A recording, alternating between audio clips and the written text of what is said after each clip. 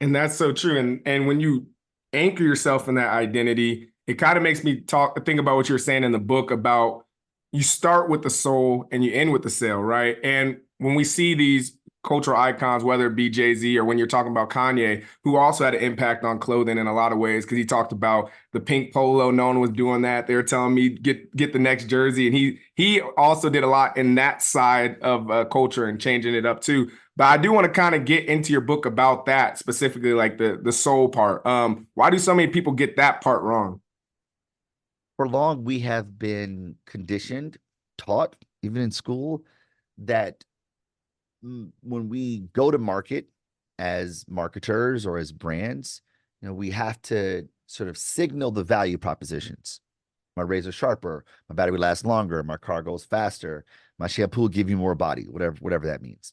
And the idea there is that people are compelled by the rational. That like if you have the bigger mousetrap, people are going to buy the bigger mousetrap. But what the behavioral sciences has shown us over and over repeatedly that people are not as moved by the rational as they are by the emotional, that we are emotional beings.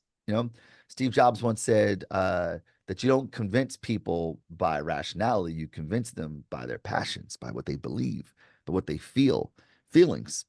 And this is evidenced in the biology of decision making, that the part of the brain that's associated with decisions, it's called the limbic system, is also the part of the brain that's associated with emotions, right? And we know this intuitively because we call that intuition. I felt a certain way, so I did a certain thing. It felt right, so I did it. Our emotions are very, very much tied to our behaviors. And we lead with our emotional brain and we rationalize with our rational brain. Right? The part of the brain is associated with rationality is called the neocortex. It's also a part of the brain associated with language, which is why it's easy for us to articulate the rational, harder for us to put our feelings into words. Which is why someone asks you, why did you marry your spouse? You go, because he completes me, something ridiculous like that.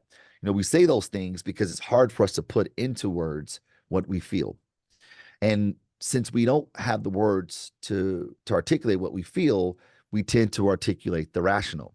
So when marketers bring products to market, when anyone goes to the marketplace to get people to adopt behavior, we tend to lean into the rational because that's what has been articulated.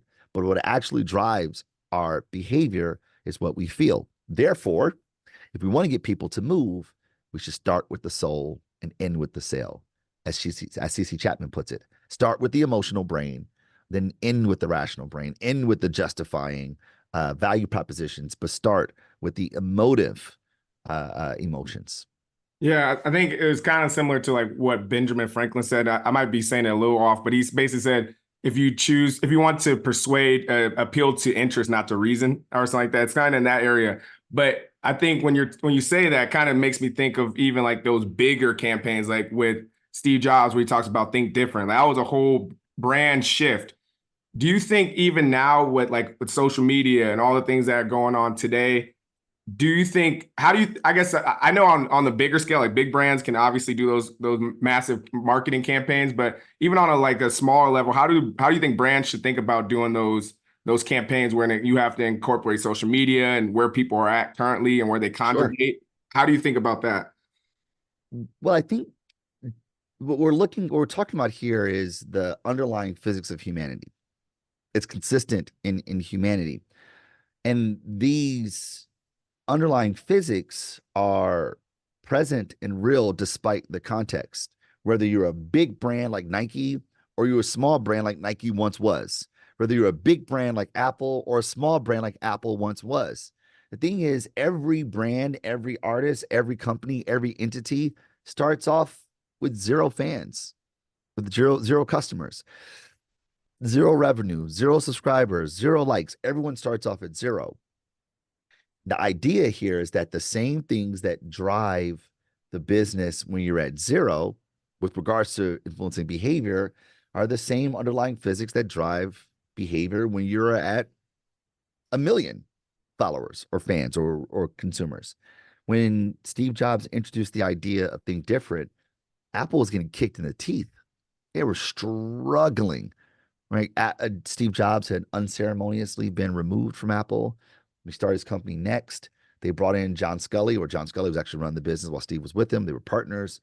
Uh, John Scully's at the helm, and Apple is nosediving. Not great. Steve Jobs comes back in and starts making some pretty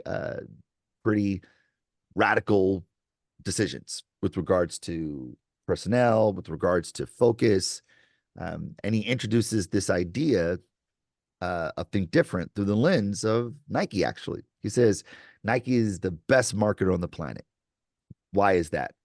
Because Nike doesn't sell a commodity, it sells a point of view, right? Nike believes in athletes, and their marketing communications pay honor to athletes.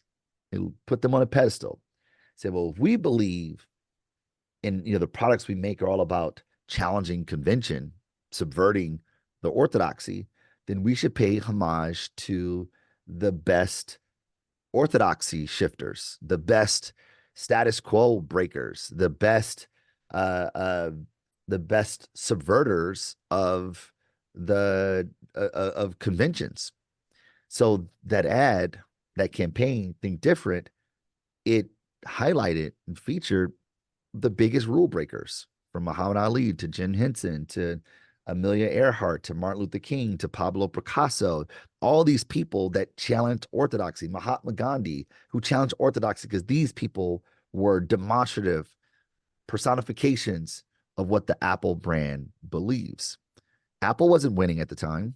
They were in a bad place, but this campaign worked sufficiently.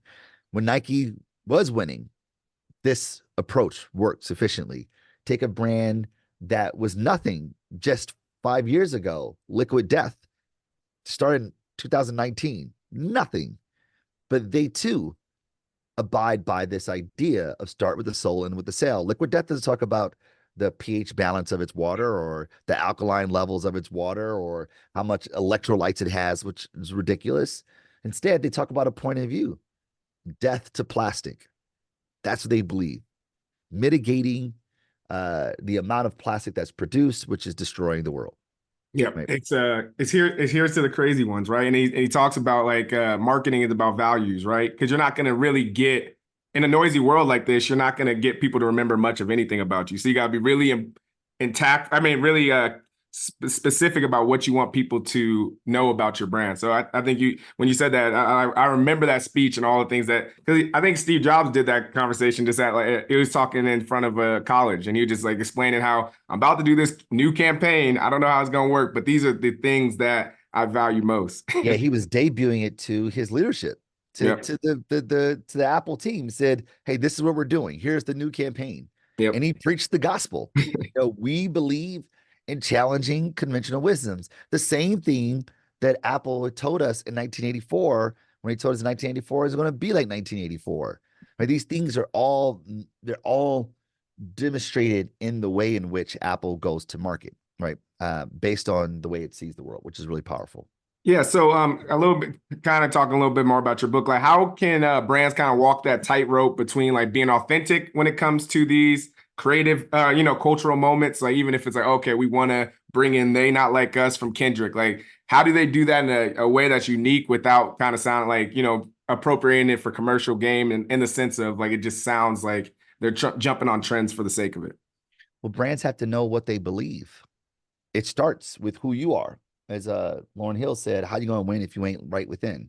You had to start with, how do I see the world? What do I believe? And then say, okay, here's what I believe. Who believes what I believe? Who are the people who see the world similarly? Those are our people. That's the collective of the willing. Then we say, okay, we believe this. These are our people. Let's activate them by preaching the gospel.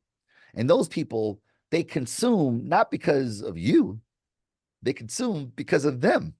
That is, their consumption becomes a cultural act. They use the brand as a way to signal their identity to the world. They consume as a way by which they make their culture material.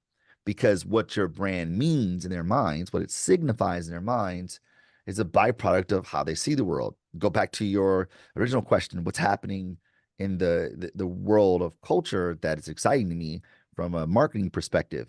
You know, people who rock "Make America Great" gear, you know, they believe in Trump, but they rock that gear as a way of signaling who they are in the world, right? Their identity projects, and our consumption is a way by which we signal our identity to the world. If you enjoyed that clip, make sure you head over to www.bookumapp.com to download our app so you can connect with your favorite bookish content creators, start conversations, and start your own book club.